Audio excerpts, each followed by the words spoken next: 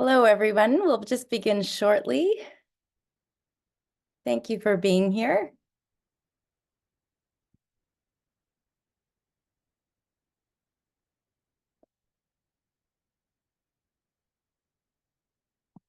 As we settle in, we'd just like to share that today we have AI closed captions working with us and for us on the Zoom webinar. So all the panelists will be speaking in English.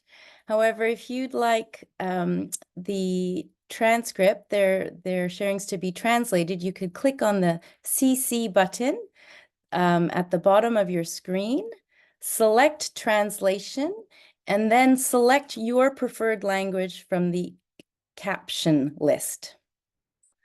So today we will be using AI translation, which you can access from the bottom of the Zoom screen. Click on CC.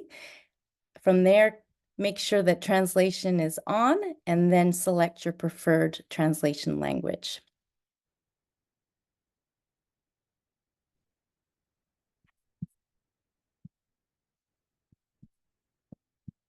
Okay, I'm just going to copy and paste that into the chat. And then we will begin.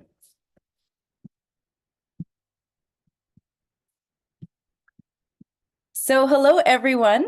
My name is Amy Cooper, and I have the great honor and privilege to be co-hosting this webinar in my capacity as a research assistant for the fabulous policy working group of the International and Canadian Children's Rights Partnership, alongside Natasha Blanchett-Cohen and Holly Dole-McAway. As we open this discussion about advancing children's rights through policy and law, it's important to share that Natasha and I are calling in from Concordia University in Montreal, Canada. Concordia is located on Tiohtià:ke, the unceded Indigenous territories of the Kanien'kehá:ka, or Mohawk First Nations. Tiohtià:ke is the traditional Kanien'kehá:ka name, which means where the boats and rivers meet. And indeed, it is a vibrant place where First Nations, Inuit, Métis people meet alongside settlers, newcomers, and travelers. And we extend our gratitude to the caretakers of the lands and waters on which we are situated, and in doing so, remind ourselves of the history of oppression that is often forgotten or neglected, but yet continues to be present in our ways of organizing, dividing, and selective listening. Today, we want to consider a different way of being and working together, one that recognizes and honors and is shaped by the participation of diverse young people. This webinar, Advancing Children's Rights Through Law and Policy, Experiences from Brazil, South Africa, and Scotland, aims to surface promising examples, opportunities, and barriers, and recommendations regarding children's participation in law and policy. It is hosted by the Policy Working Group of the International and Canadian Children's Rights Partnership, or ICCRP, and features examples from 3 case studies that are a part of this larger initiative. And we are thrilled to have Rona, Lucy, and Irene online to share their learnings with us all. Thank you.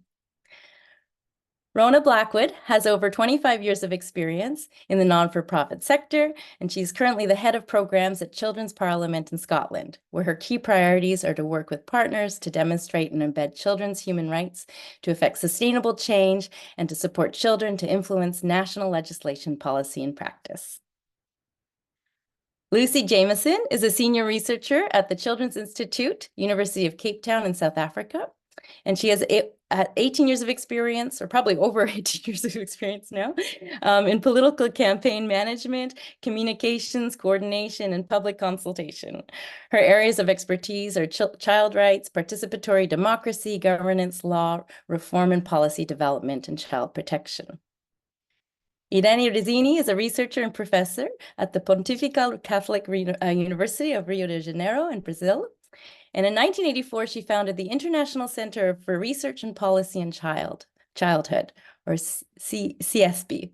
CSP works to support the development and implementation of policies and practices for children and young people that contribute to their full development and the promotion and defense of their rights in Brazil and abroad. Finally, our discussion host today will be Natasha Blanchett-Cohen.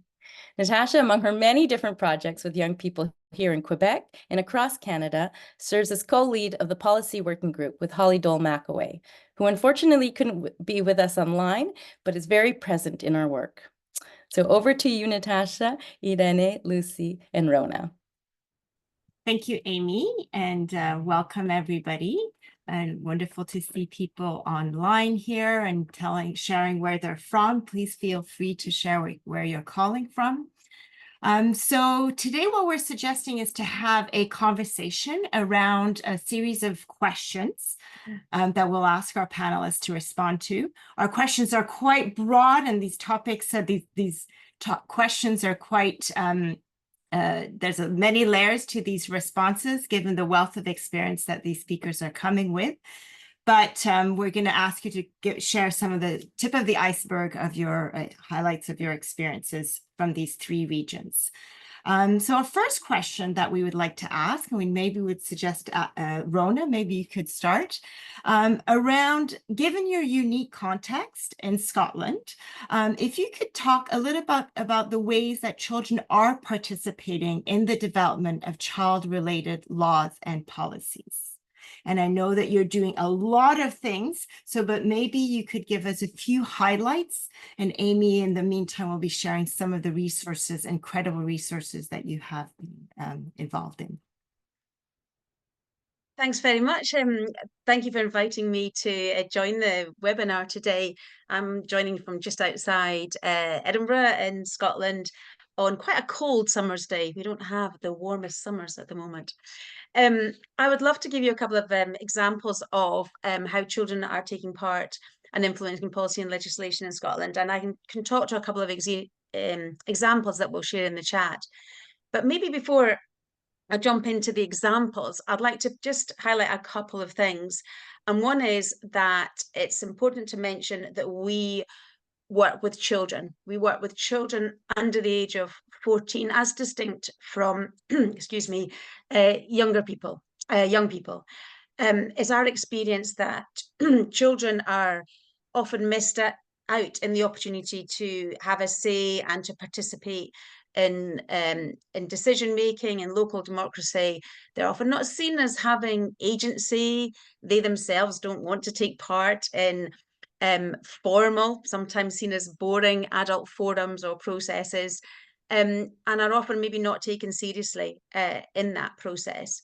And we find that adults are often uncomfortable giving equal space to children, especially where creative methods and play are used as a sort of conduit for participation. So that's why we as an organisation focus on younger children and make a very deliberate approach to make sure we always talk about children and young people. The other thing I would mention is in the question it mentioned children's participation in child-related laws and policies. And I think it's really important that we don't censor children's participation by sort of thinking about where it's relevant to children. It's our belief that there is little in terms of legislation and policy that doesn't have an impact on children. An example I can give you I wasn't going to talk about, but was really about one of the main motorways in Scotland was being widened, and there was a big transport consultation on this process, and children played a very significant part in the route this road took. So sometimes when we think what are child-related policies, we're thinking about education and other things, and we think, oh, transport and other areas are not related to children, but they often and usually are. But a couple of examples I'd love to share with you today are around where children in Scotland are participating in democratic processes. And one of the ones that we're really proud of is where members of Children's Parliament sit down every year and meet with the Scottish executive team. That's the most senior civil servants in Scotland. And they sit down at a separate occasion with the First Minister and the Cabinet. So this process involves children looking at the key issues facing children across Scotland through desk research, through surveys with children across Scotland, and through peer research with children in their schools and in their communities. And through that process, the children identify key issues and come to sort of calls to action on each of their issues. And they sit down and present these issues to the executive team. The executive team meeting's often in June. It's coming up at the end of the month. And then there'll be a programme of action through to when the children will then meet the First Minister and the Cabinet, which would be in November. And there's a programme of action put in place up to the point that they meet the Cabinet. And when the children go to Cabinet, they are looking at what progress has been made on their calls to action and where they want to see further developments made. And there is a public report made in terms of, you know, what has been called for and what progress is being made towards these calls to action. This year, for example, the children are calling on greater, more relevant climate education. They're calling for improvements in terms of mental health and bullying in school, and they're calling for vaping to be taken as seriously as smoking in terms of public health challenges in Scotland. There is always room for improvement in terms of the approaches and the methodologies used, but we feel that this programme of work with the senior civil servants and with the Cabinet is, you know, it's very positive in that it's not a one-off. It's an annual ongoing cycle of engagement. There are really clear mechanisms of accountability between the civil servants and the elected politicians. And there's an understanding of engagement with younger children. It wasn't always the case, but we are able to take over the space in the government buildings, and we're able to make them child-friendly spaces, and we invite the adults into that space. So it's a really strong example of children's participation in democratic processes. Another example is where we've done a consultation with children on local democracy and decision making, and children sat down with 2 or 3 of the policy leads for a new legislative process for the devolvement of decision making from national government to local government. And the policymakers came on a 3-day residential with the children where they built their own town with creative arts, and they worked out what was important in this town, which they called Confidence Kingdom, for children to be happy, healthy and safe. And through the building of that town, they then explored key questions around how can children take part in effectively in communities, how can decision makers work well with children. And it was a really wonderful experience because the policymakers went on the whole journey with the children of building their town and exploring the methodologies of devolving decision making from national government to local government, and what that looks like to a 10-year-old child. And the fact that we were able to do that through, you know, the physicality of a beautifully made town, it meant that they were very connected to the policy issue that was being explored. It meant that it was very relatable, and it meant that the civil servants who were there in this space not only took away a whole host of key messages around the new legislation that's being developed about local governments, it meant they themselves, as workers, as duty bearers, had a strong sense of what a children's rights-based approach is and what good participation looks like. So I know we're going to share some of those examples in the chat, and I also would love to talk about our climate assembly work, but I'm aware of the time considerations we've got today, so I'll maybe put those links in the chat. Thank you, Rona. I mean, it's amazing the work that the Children's Parliament is doing and how it crosses a whole range of areas, and the methodologies that are being used are really, I would say, à l'avant-garde. I mean, I have a ton of questions because I'm like, oh my God, how did that happen? What made it possible for you to create this openness and this flexibility? And how come it's not happening in many other countries, to my knowledge? But maybe I'll pass it on to Lucy to share a little bit some of your insights in South Africa, some of the work that you have been involved as part of the Children's Institute in Cape Town. Thank you, Natasha, and thank you, Rona, for that wonderful insight into your work. And I think the first thing that I have to say is to put things in context, that not all children's parliaments are the same. So we've heard about this wonderful deep engagement that your organization is doing. We have got a children's parliament here in South Africa. And it's been going for years, well over a decade. And unfortunately, it rotates between South Africa's divided into provinces, and there's no institutional capacity that's built up. The children who are involved rotate out every year or every 2 years, and it's really not been very impactful in terms of actually enabling children to have a say in, developing laws and policies.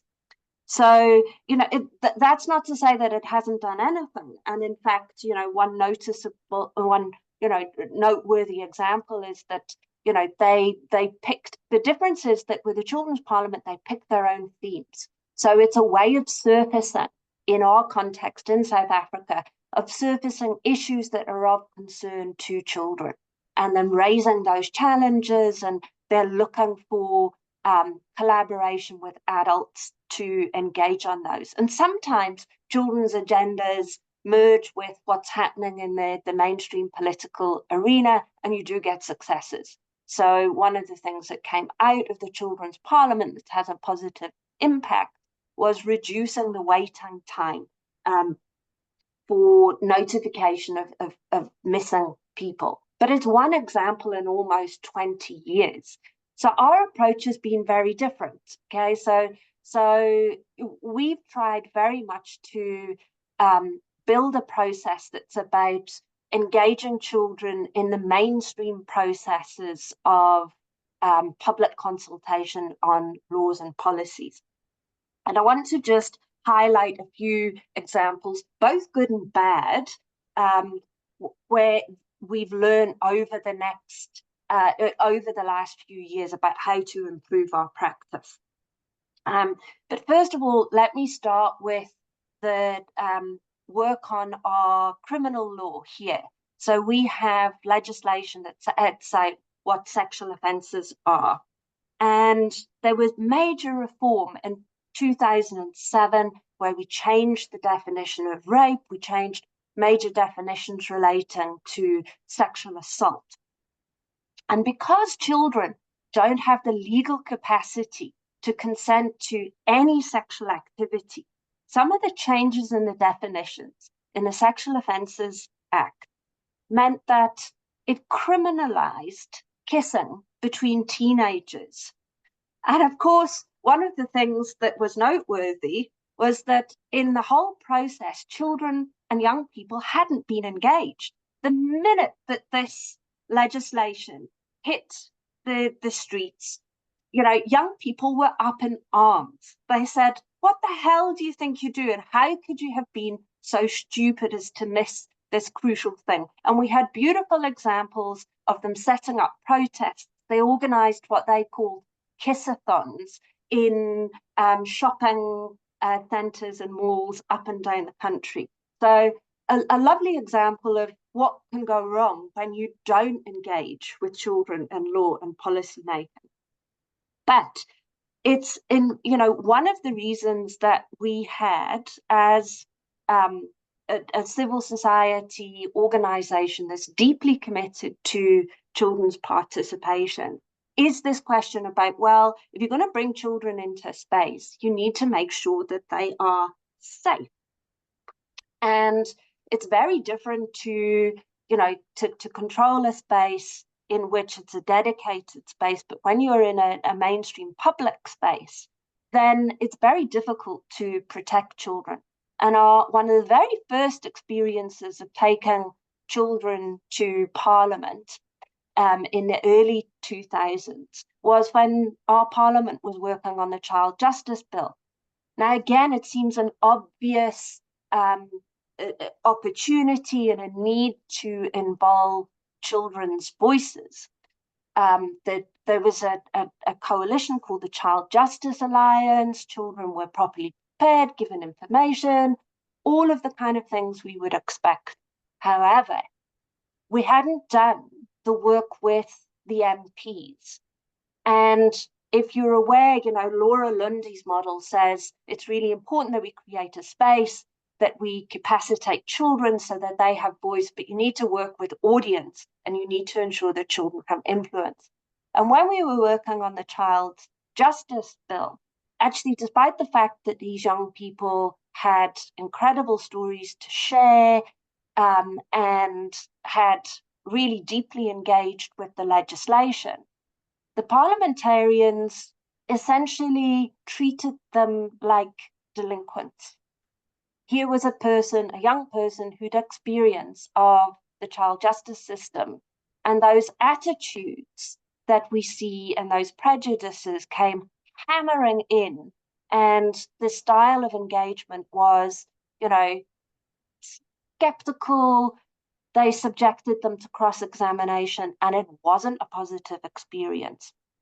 So, we really had to be careful and considerate when we are thinking about, when we go into Parliament, we need to ensure that the space is safe, inclusive, and welcoming. So we did a lot better when it came to the children's bill. They created a dedicated space, but it wasn't really, at the end of, we'd had 66 public hearings across the country. South Africa, we've got 20 million children, most of them live in poverty. So coming to Cape Town is not a realistic opportunity for children to engage. So we persuaded the parliamentarians to go to the places where children are. So they'd had 66 different consultations across the country. But they came back and they said, oh, this has been brilliant. We've heard the children, but it was very much the nation has spoken and children are the future. So although we'd created the opportunities for engagement, there'd been safe spaces, there really wasn't any impact and influence. And when we reviewed what had happened, basically what we'd done was, again, it was about that nexus between how you prepare children and how you prepare the adults. And the children, again, they'd had content, they'd had information, they'd raised really valid points. But the way that they had presented wasn't in a format that the adults truly understood. And they didn't draw out of those submissions exactly clearly what children wanted them to do in terms of changing the law. So again, we were very fortunate when the Children's Amendment Bill came back more recently. We actually said, right, this time we need to get this 100% right. Throughout this course of these different processes, there had been successes, but we wanted to maximize the input and the opportunity. So we worked with the Parliamentary Liaison Office and the secretaries for the different committees that were involved and said, we need to set a set of ground rules that are written by the children and the parliamentarians so that they both get what they need out of the session. And as a result of that, what we had was a mainstream session in Parliament, but that was dedicated space for children. So it was recorded, but it wasn't published in Hansard.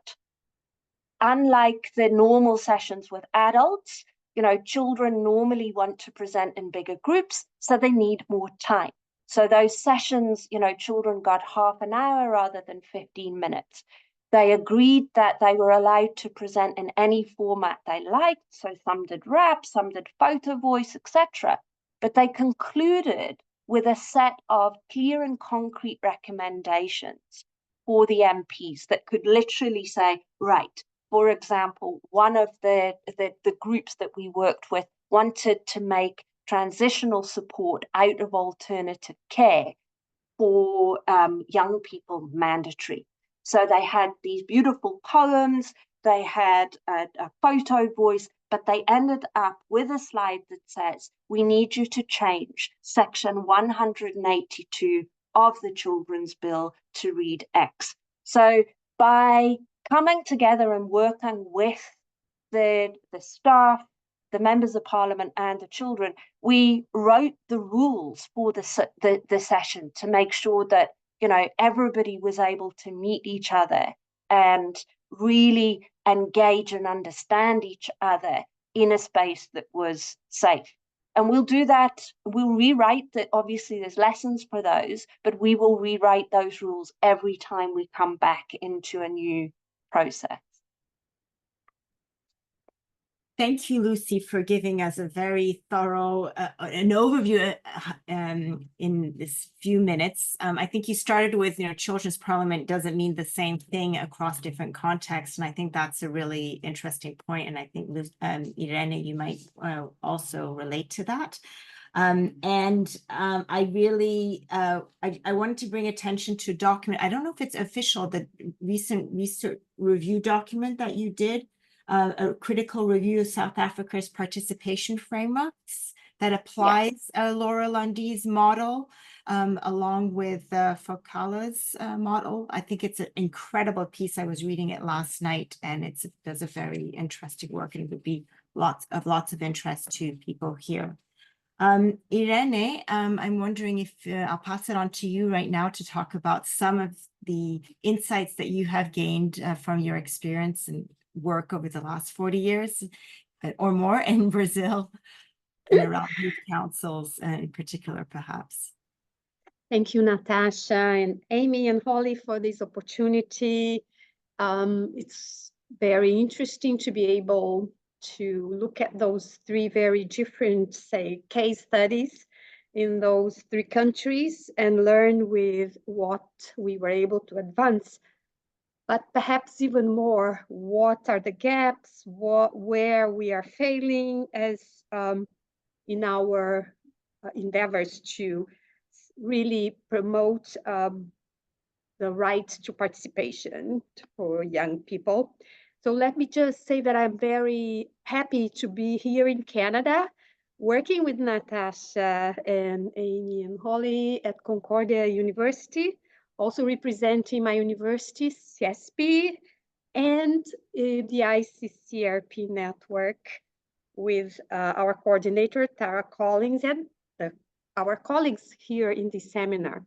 So I would like to start a little bit like Lucy started, talking a little bit about context, because our countries are very different in many ways, but also with several similarities. And perhaps what links us here today is our work together and the work in our countries to try to understand what is happening to the whole idea and the practice for policies and laws related to the right to participation.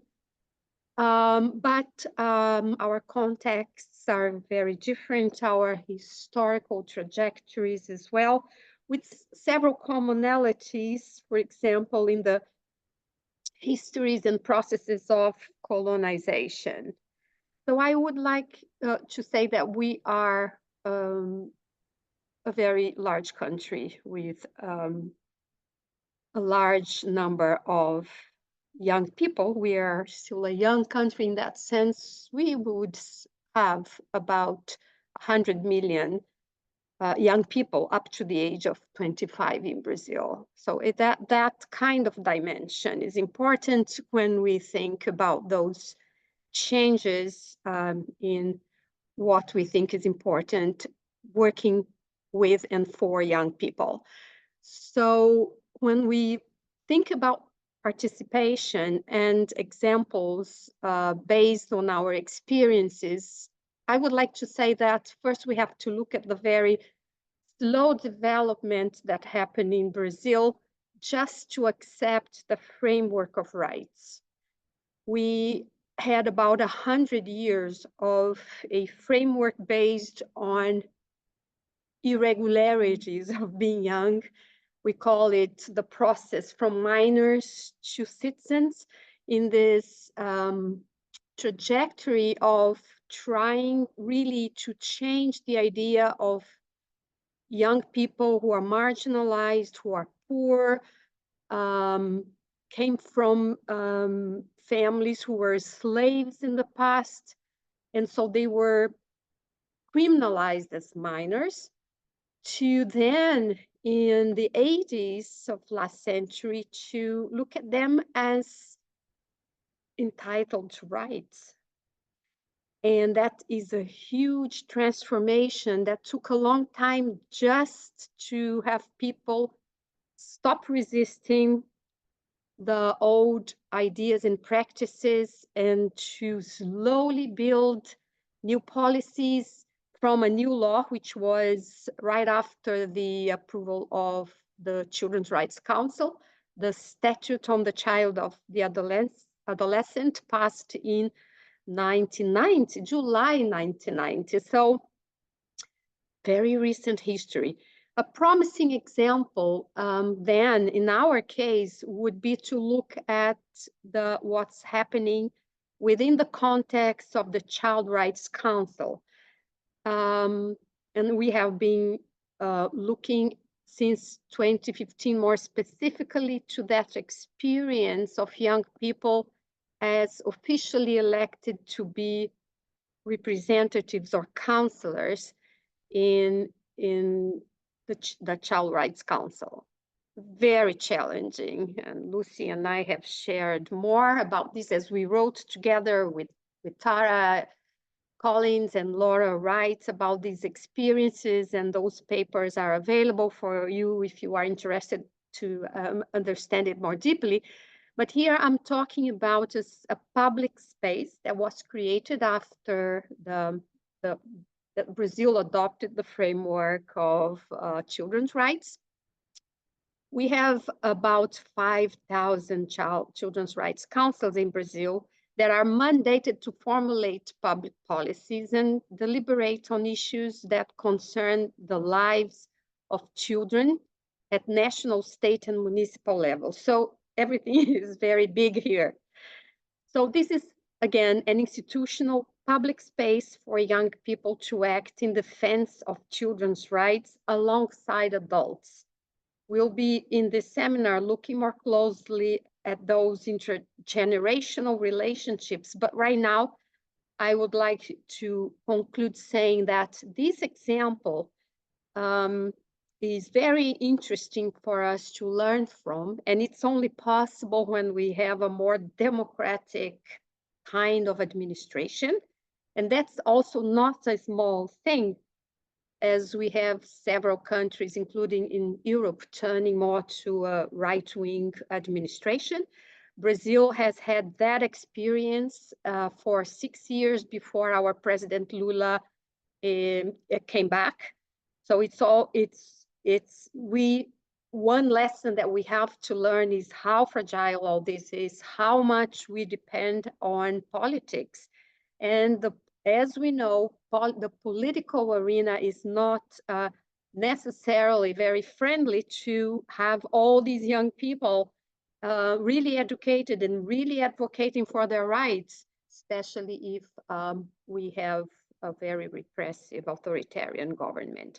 But right now it is possible, and I'll conclude saying that we had this amazing experience like last April in our capital, Brasilia, where the National Child Rights Council brought together almost 2,000 people to discuss recommendations that were discussed in each city of Brazil, each state, where they selected the delegates young people and adults to bring their recommendations to the national conference that happened last April.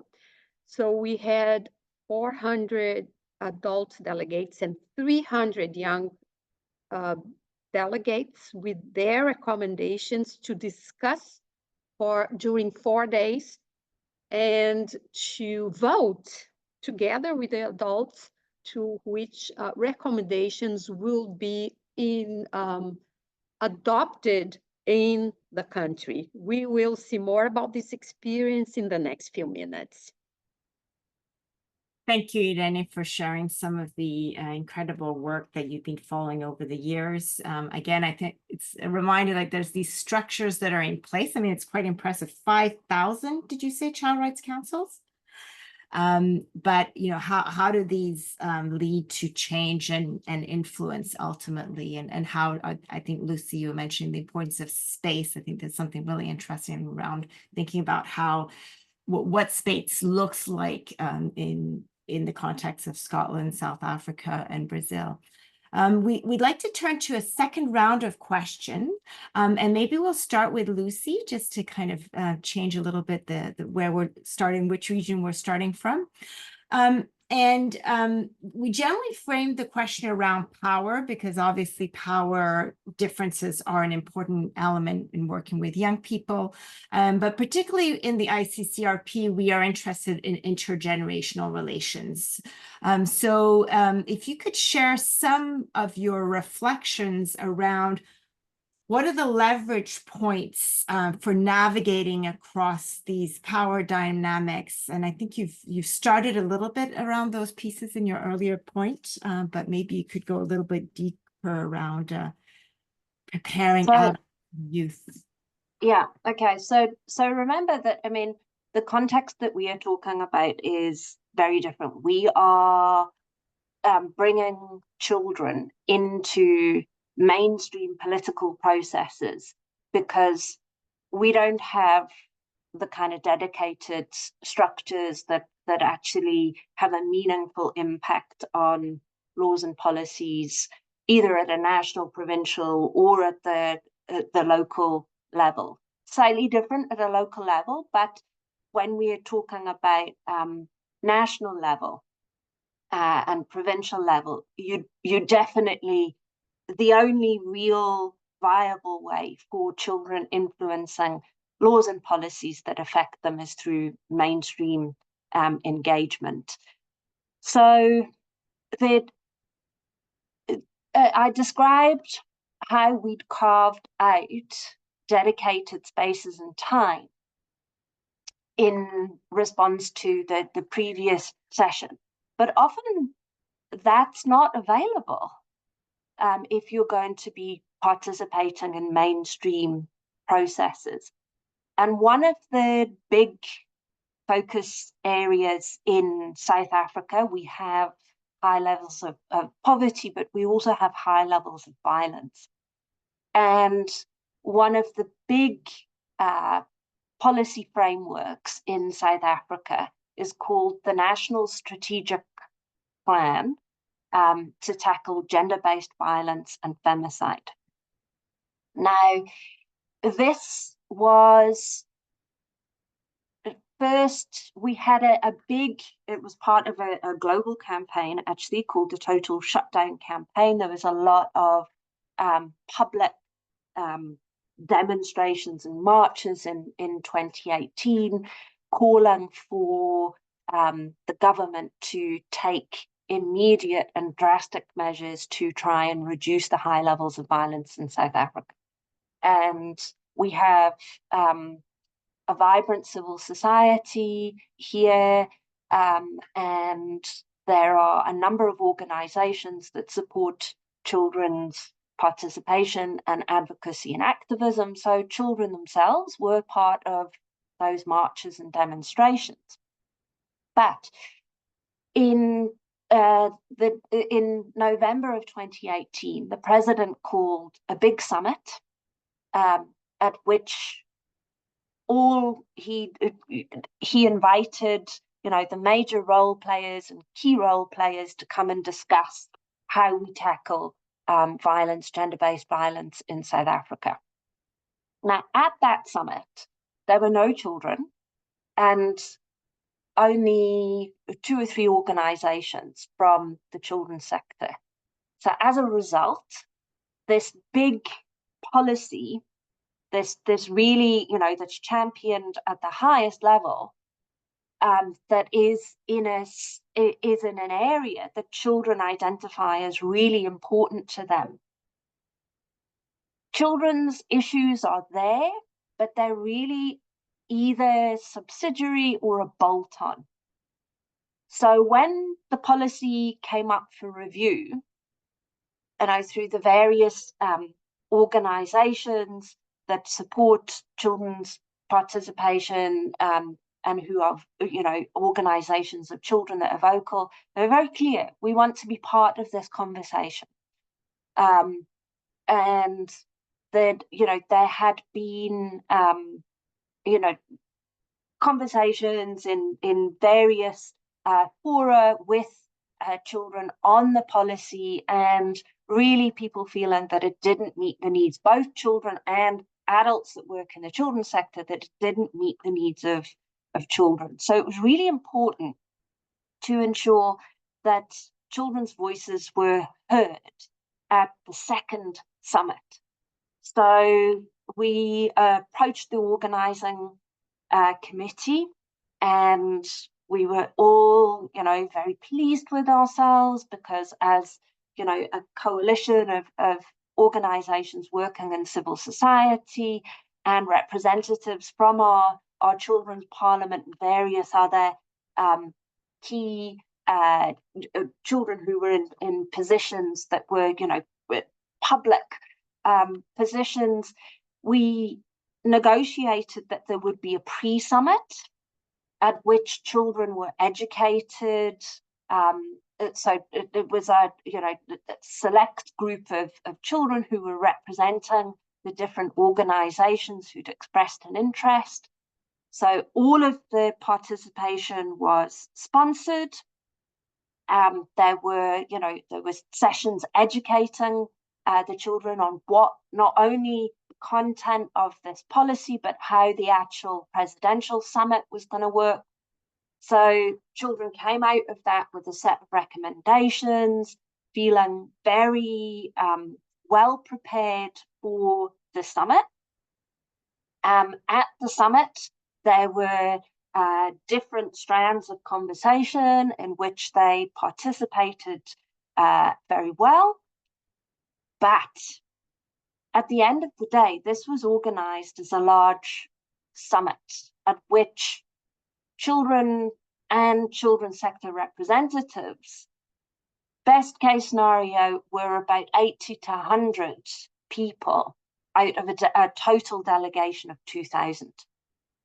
So what the experience, and getting back to your question about the unequal power play, is remembering when you're going into mainstream political processes and lawmaking, is it's not just about the audience that you're working with and making sure that your government officials or your members of parliament are receptive. But what we came up against there was, opposition from other groups. Now, the children had been prepared for that, they are all, as I said, working in organizations like the Children's Parliament or municipal councils, various places. They're experienced campaigners. So they're very used to resistance from adults. But what they weren't used to was the need to be tactical and strategic when your voice is one of many. So what happened at the end of the day was that they were successful in putting forward proposals and resolutions that went onto the conference floor, but that then met with opposition from the majority of the participants in the summit. And the young people had been able to clearly articulate But what they had less experience of was some of the, in order for those of us who work in the children's sector on behalf of children, often, yes, we are supporting children's participation, but sometimes we do have to do the work of lobbying on children's behalf. And, we are quite used to some of the, it's a strategic, advocacy takes a long time, and it's a strategic game that needs to be played. And what happened was that the women's sector said, okay, this is a resolution, let's let it go forward at the summit. But they then said, we want the gender council to review the resolutions. And at that point, they outnumbered, and the people who were then in the room were highly specialist, highly trained and experienced and skilled advocates for the women's sector. And there was maybe one voice, and they did not invite the children into the space. So, at what basically then became this wonderful process that engaged, that was really thoughtful, that empowered children. At the last minute, they chopped the head off. And, all of the work that those young people had done was effectively thrown out because of the opposition from another body within, competition for resources when you're dealing with violence in South Africa. The organizations, the women's sector and the children's sector are competing for resources.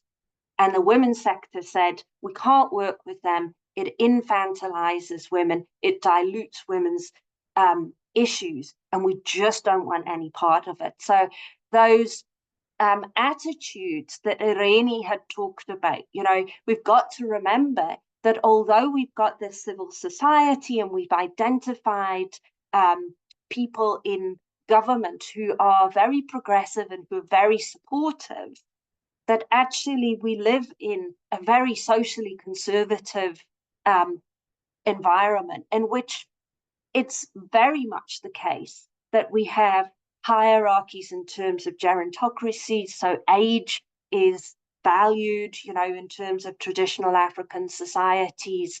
Gender and status make a difference to whose voices are heard and how much weight their opinions are given. So, just that we've got a long way, we've got to bear that in mind, is that we can build these progressive structures, we can empower children, we can even get these decision makers, but actually sometimes we're up against the rest of civil society who is yet to be educated or enlightened or made aware of the value of children's participation. And they got their way simply by saying, children's views, women's voices need to be heard first. Thank you, Lucy, for sharing this specific example that I think really speaks to sort of the intersecting elements that can come into play and impede or challenge children's participation. And power is much more complicated than adults versus youth. This is a really great example of that. And I'm wondering, maybe we'll just go back Irene and then Rona. So Irene, if you want to pick up from Lucy and maybe share some insights from Brazil and your experience around how power dynamics play out and possibly intergenerational relations.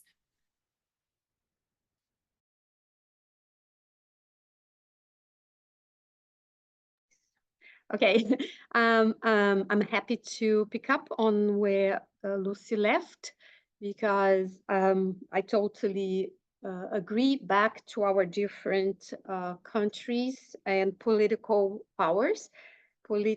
Politics this is an arena for not only adults, but almost war between different interests.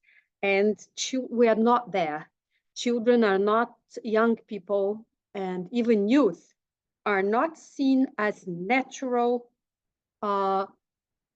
people that belong to those spaces. They are still seen as not having lived enough, not having enough experience to express their voices, even though in many of our countries, they are the main victims along with their mothers and other girls and women of violence in the family context, but also in community and society in general, as violence in many forms hits them. So they have a lot to say about all forms of abuse, including sexual abuse from early childhood. So it's just, I'm saying this to emphasize that we have a long way still to go in terms of seeing them as legitimate figures to play this game in politics. Also, when we are talking about intergenerational relationships, and this is one of the concepts we have been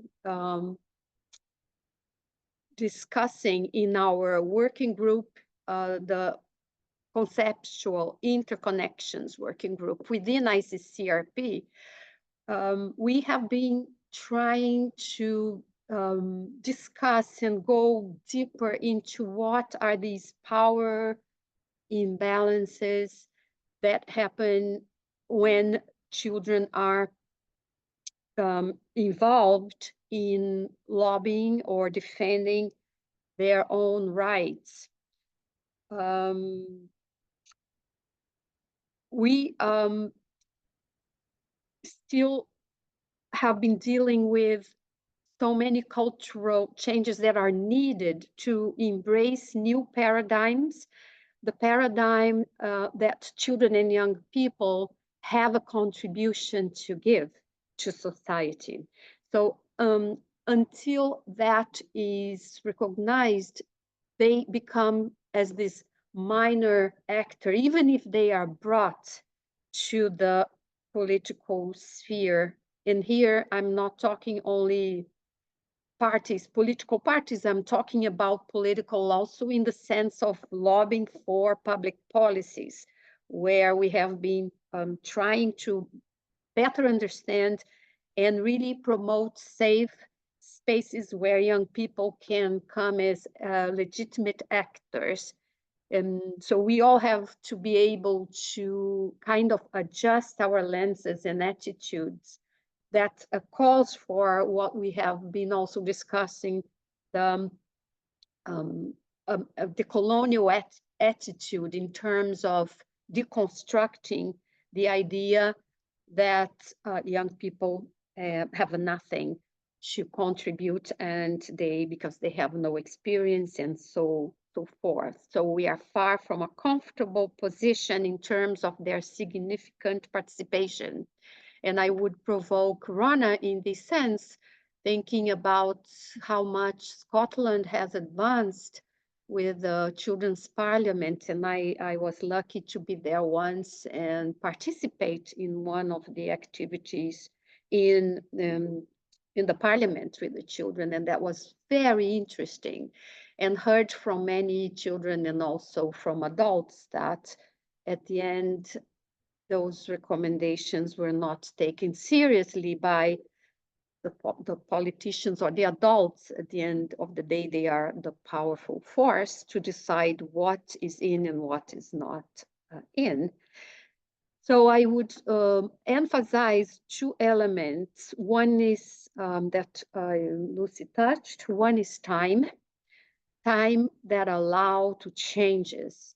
Time to build relations between people from multiple generations that are different than the past, based on other principles and values, values of respect for differences, values of respecting different forms of expressing that the young people have, and that also relates to age.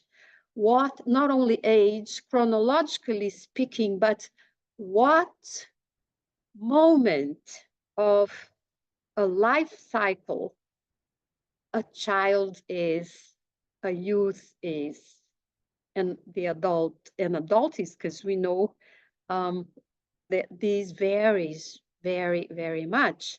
So what can be expected and how careful we also have to be, for example, when we are talking about participation in relation to the early years of life, to being able to promote safe spaces and engaging spaces where children 0 to 6, I would say more like 3 to 6, are able to express themselves the way they do when they are in that moment of their life cycles, and they have a lot to teach us.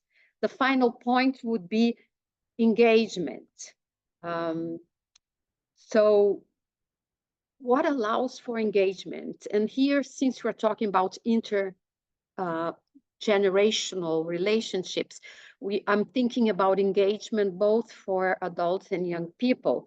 So engagement processes take time, and they require accessing multiple dimensions of reevaluations and reconstructions. So we also need to delve into other theoretical and methodological approaches to help us to do this collectively in a different way. And this is where ideas and practices being explored within the colonial studies have been useful and rich. And I'm sure we'll come back to this a little later. Thank you, Irene, for provoking us always. And Rona, I think we're going to circle back to you around how has power intergenerational relations played out in the context of the Children's Parliament in Scotland. Well, clearly I'm coming at it from a practice perspective and not an academic perspective, having worked, in terms of direct delivery with children in most of my career. But I really draw on what a lot of Lucy and Irene said in terms of, whilst in Scotland, we have developing quite a positive environment for policy and legislative commitment to children's rights. But we are still got a long way to go in terms of our implementation gap. We have a long way to go in terms of mainstreaming children's participation across Scotland. And I think it's very fair to say that civil society, that duty bearers may be moving towards listening to and hearing from children, but in terms of taking them seriously, acting upon what they've got to say and being accountable back towards children, we have still got a long way to go. But I think, speaking from the work that we're doing, one of the ways forward from a practice perspective in terms of trying to create a more equal power dynamic in the spaces in which we work, what we aim to do is to see children's participation within a child rights framework, within a child rights approach. So we don't like to see participation in isolation. We see participation where within a child rights approach that builds the capacity of children as rights holders to claim their rights, that supports children to defend their rights and to defend the rights of others, and that builds the capacity of duty bearers to fulfill their obligations, that recognises that relationships are key to a children's rights approach, and to realise children's rights, like we're talking about dignity, trust, empathy, kindness, what we do and how we do it and what we say is incredibly important. acknowledges that children's knowledge of being a child and their ideas and their opinions are valuable, not for when they're an adult, but for the here and now. And that environment that you're working in is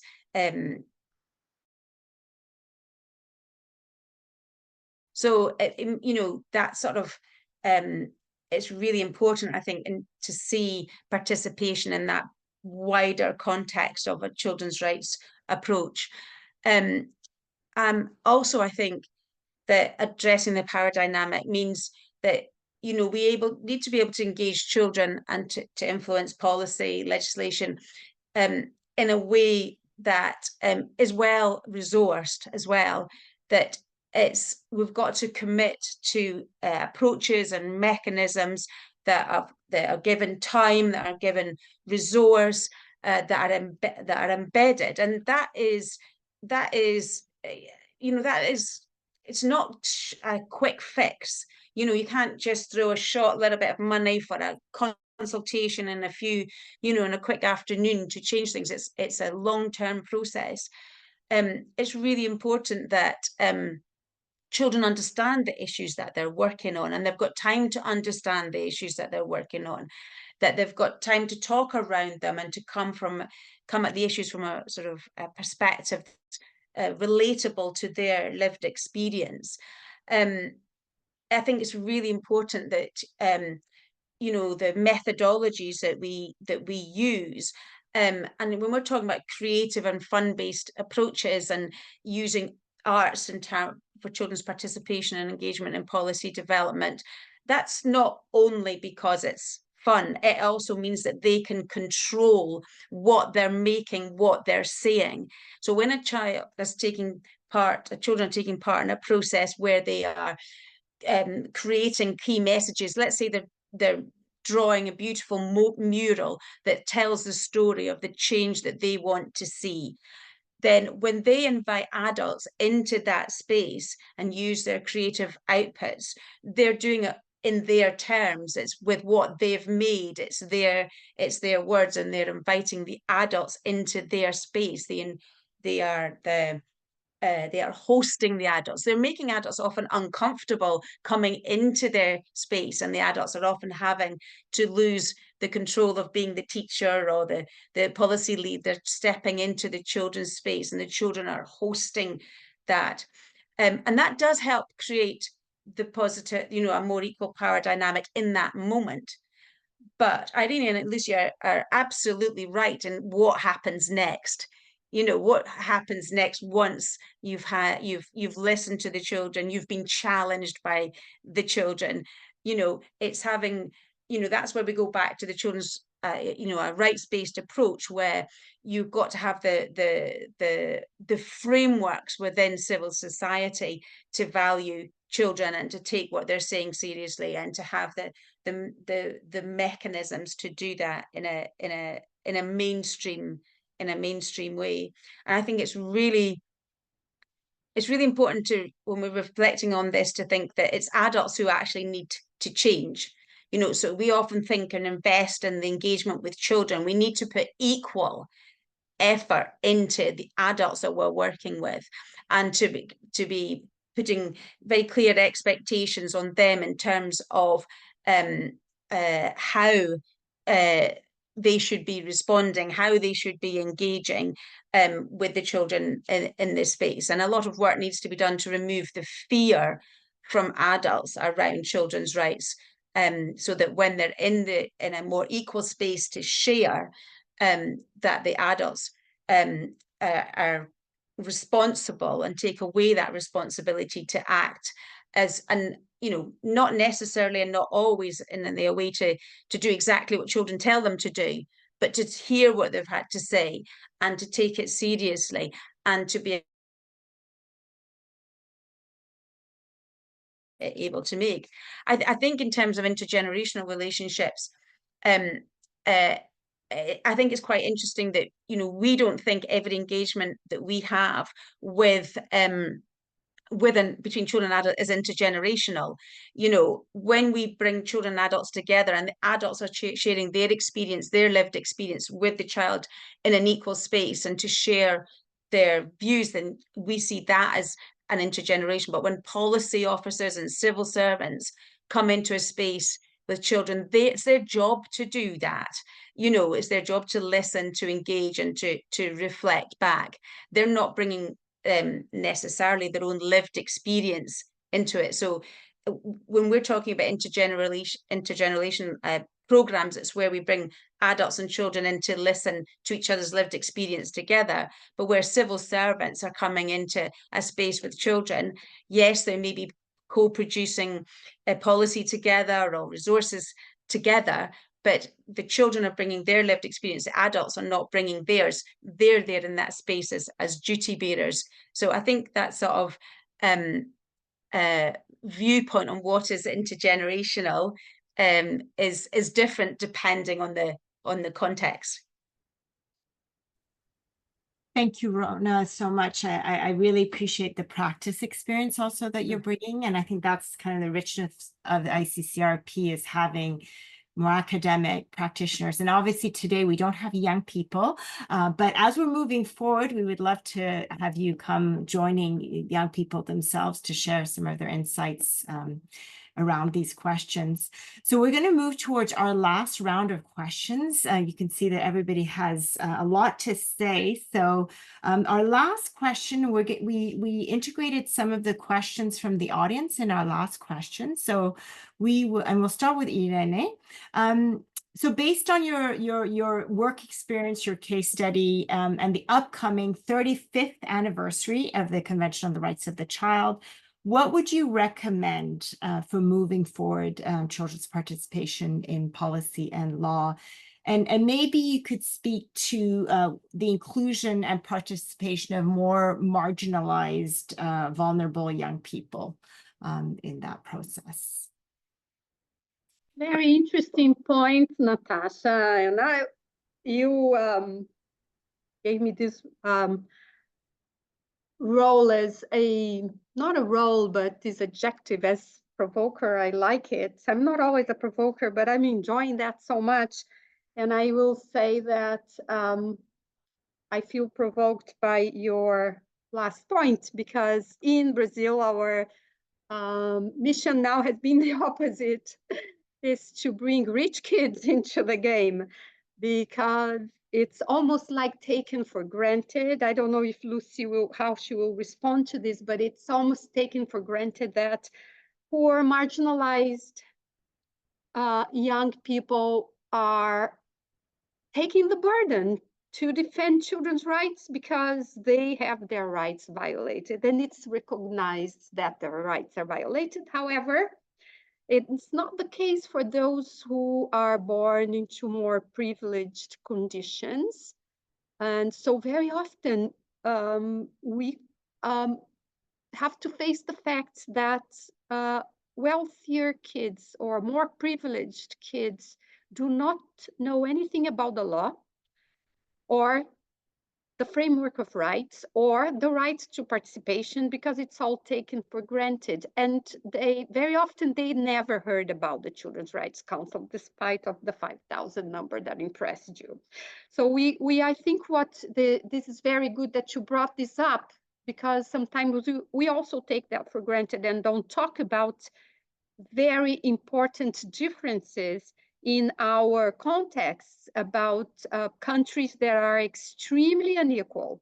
Brazil is one of them. Brazil is one of the 5 most unequal countries in the world. Brazil has a small percentage of very rich people that take the majority of the profits and of everything that we have in the country, all the resources. So, okay, let's talk.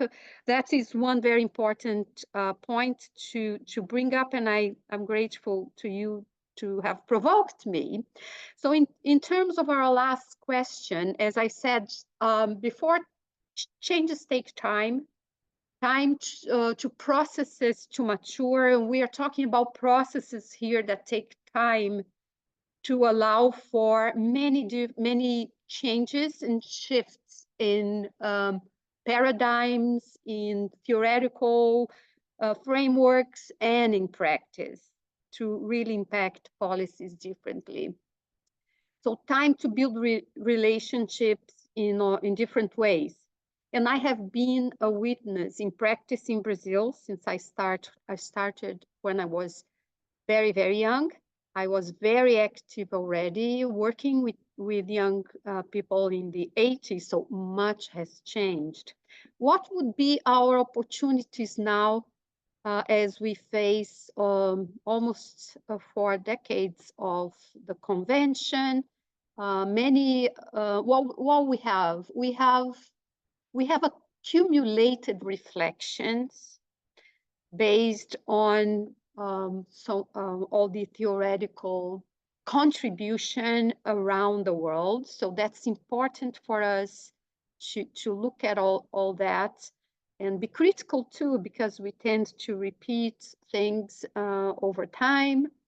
We also have an important accumulated experience and in practice, and that's not less important at all than the theoretical framework. In fact, we need to be able to bridge that better together, including all the methodologies that we have been using in our different contexts to really have a more complete understanding of what we are talking about and what we are doing.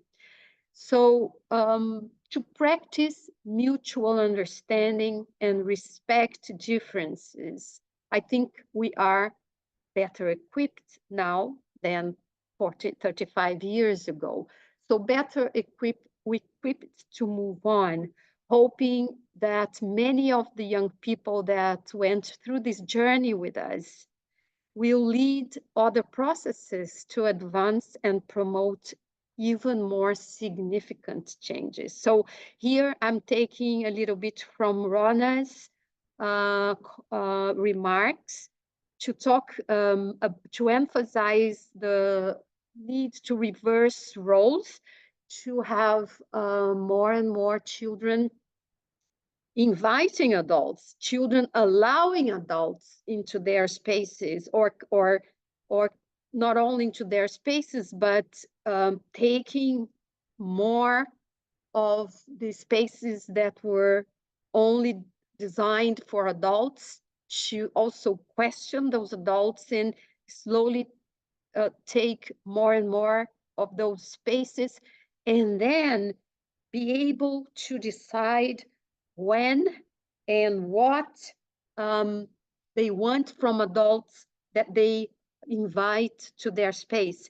Because one thing that we learned is that in our own research is that the adults have an important role of supporting young people, not only it's not to give them voice, they have voices, but to invite them, to engage them more than invite them. When we have to be careful with these verbs that talk about power that adults already have, but to open more democratically spaces where young people can come. And we learned from our research that role, when adults do not take over, do not take their voices, do not speak for them, that that support is very important, especially for younger children. They will need their parents to be on their side to begin with. So parents have an important role, and if parents don't believe that they should be there, it's not going to work, especially when we are talking about groups of underprivileged kids, because adults, then parents very often will think, we have heard that from them, that they should be studying, they should be working, not wasting time in those groups. So that's very important. And to conclude, I will also emphasize one point brought by Lucy, that we need to understand that kids will engage when those issues matter to them.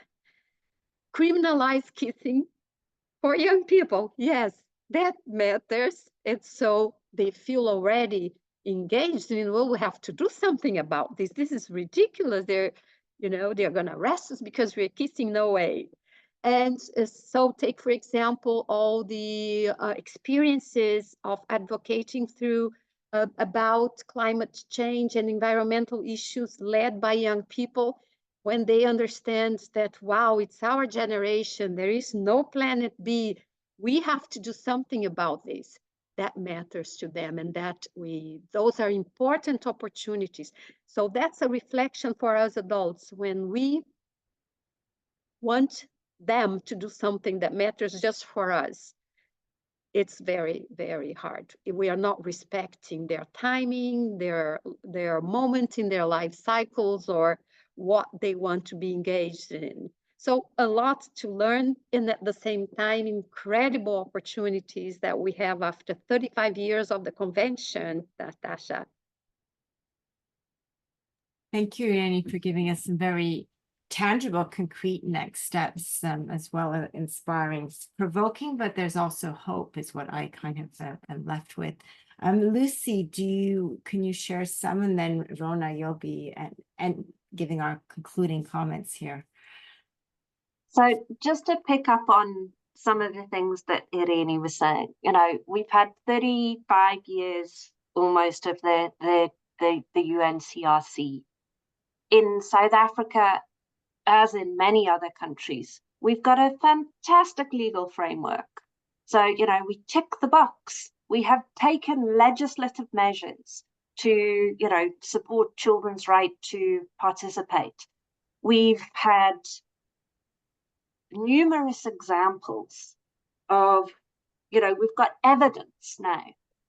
We've refined the way that we work and we support children, and we've got lots of evidence of not just the impact that children can have, but I'm thinking now, one of the issues that was debated in when we were passing the Children's Act in South Africa was around virginity testing. And the only group that made the connection between virginity testing and forced marriage in South Africa were a group of young girls. So we can attribute all the changes that occurred in the Children's Act around the criminalization of virginity, not virginity testing, it was a very hot topic, but around the criminalization of ukutwala and forced marriage in South Africa. Started with a presentation and a submission by a group of 15-year-old girls who'd made a connection that nobody else had. And we've all got lots and lots of examples of how children see things that adults don't, even those adults, like all of us who are deeply invested in promoting children's rights. Children can see things that we don't. And we've got to move beyond now. So we've established that children have these rights. We've established that they can use them to good effect. And I think now we've really got to force our governments to begin to invest in children's participation. It doesn't, as everybody has said here, it takes time, it takes a lot of resources, and it takes multiple opportunities and different forms of children being engaged. And governments need now to as I said, invest in children's participation. And I think Irene pointed to the fact, and this just to make a second point about how practice has evolved. We've put in these foundation of the legal frameworks. Theories also evolved, and you had in your last seminar Elvis Pakala talking about some of the models, and he had developed the Lundi model and said, we've got to add a couple of components to this. We've got to think about time, but we've also got to think about who those duty bearers are and what the role of parents are. And you talked you asked us to speak to, some of the groups that can often be excluded.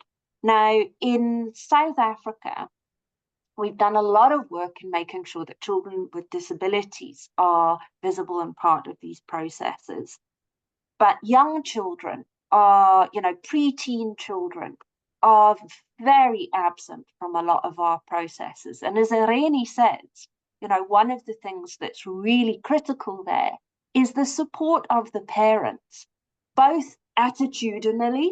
So we've got to do the work with parents and our communities to persuade them that children's participation matters, but also to equip them to support children's participation. And Christina Nomdo, who's now the Western Cape Commissioner for Children, at the start of COVID, was actually a commissioner on South Africa's National Planning Commission. And what we all noticed was, and I'm sure countries around the world, it was the same, that, suddenly this emergency planner, we've got meeting after meeting, we've got group after group, we've got discussion, we've got these mass mobilization of plans and protocols and procedures, and children's voices were completely absent. Nobody even asked them about the closure of schools. And what Christina did when she was on the National Planning Commission was said, somebody needs to talk to children formally as part of a process. And she used WhatsApp and established WhatsApp conversations with parents of young children to ask simple and standardized questions. And the parent or caregiver would have the conversation with the child. And it had multiple effects because, first of all, it showed to those parents that our children have got a much greater capacity and knowledge of understanding and making sense of what's going on and have something valuable to contribute. It got them to be able to then feed that into policy. And I think that's what I'm saying when we need investment. It's not about creating superstructures. It's about ensuring that we are actually applying what we've learned, moving things forward and investing in processes that don't necessarily need to have mega budgets, but that we know can make a difference and bring some of those groups in who haven't been participating previously. And the knock-on effects of that simple process in terms of improving the dialogue and communication between those children, engaging and improving the policy, but also in embedding these notions of children's rights was huge. So I think there's simple things that governments can invest in that will actually enable children and their caregivers to contribute more widely to policy at any kind of level. Thank you, Lucy, very much. Rona, you started the conversation sharing some of the rich experiences that Children's Parliament has done in Scotland. Would you like to share some final thoughts around recommendations and moving forward as we approach the 35th anniversary of the UN Convention on the Rights of the Child? Yes, I'm very much on the same page as Irene and Lucy. I feel that we need the legislative framework for children's rights and participation, but we also need culture change and the engagement of civil society. And we need those two things side by side. So in Scotland, we are seeing the incorporation of the UNCRC into Scots law coming to fruition this July. That is a really strong and positive step from government. It will drive greater knowledge and understanding of children's rights. It will improve the skills and knowledge of duty bearers. It'll mean there's clear mechanisms for participation and guidance on participation. We'll see a better and greater use of children's rights impact assessments, children's rights budgeting, access to justice, children's rights complaints, legal redress. And that's hopefully, what the incorporation of UNCRC into Scots law will drive. But alongside that, and for that to work, we absolutely need culture change in our society. We need to be demonstrating what children's rights and children's participation looks like and feels like in practice, supporting children to be influencing policy and practice, as we've been discussing today, and working with children who are furthest from their rights in doing that, not the head of school council children, the children who are sort of hidden and often have no voice at all. We need to be building the confidence, the skills, the capacity of duty bearers to deliver on children's rights. And I think we need to tell the story of the impact of children's rights and children's participation in an everyday way that does engage parents and bus drivers and sweetie shop, workers, as well as your teachers and your social workers, and that it's not something to fear, it's something to embrace, it's something that's going to make the world for adults and for children better. So I feel that the way forward is absolutely the legal policy framework for children's rights and participation, but it's alongside a drive of multifaceted drive to just change our culture in terms of how we value children. Thank you, Rona. That's a fantastic conclusion. We have arrived at the end of our 90 minutes. I just really wanted to thank you all. I'm really stimulated by everything that you said, and feel like, gosh, if Rona, Irene, and Lucy were the head of the country, we would be in a transformed world. I was struck by, yes, there's a lot of context difference and considerations, size, issues around violence, cultural, politics, I also heard really as important. But the importance of involving young people in all issues, I think that was really interested. Yes, there's some issues that we think young people may not be interested or that doesn't concern them as a policy area. And I loved your example, Rona, around like the highway.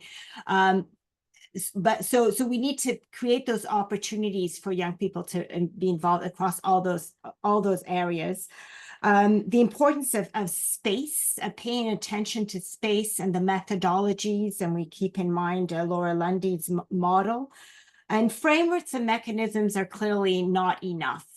That we need to really consider advocacy and strategies and that multi-level work from families, communities, and across the different sectors, gender, children, if we don't work across, consider that bigger picture, we're not going to be able to support young people's children's rights across at a level of systems change.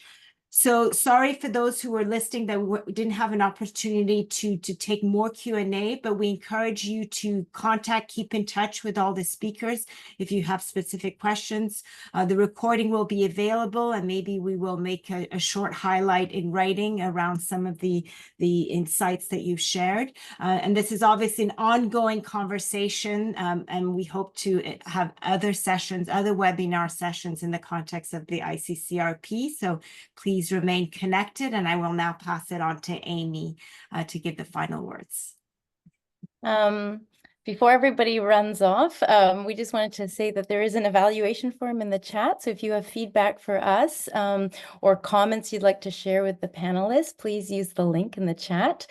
And this is just, we wanted to share a big thank you indeed to Rona, Irene, and Lucy, and all of you for joining us today around this important topic.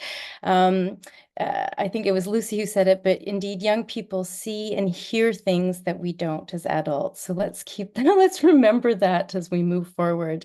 This importance around investing into time, listening, relationships, and processes, and indeed simple changes that can make tremendous shifts in our cultures of decision-making when we choose to share our space with young people. So thank you so much to everyone for participating today. And we look forward to seeing you in other spaces of the ICCRP and Policy Working Group.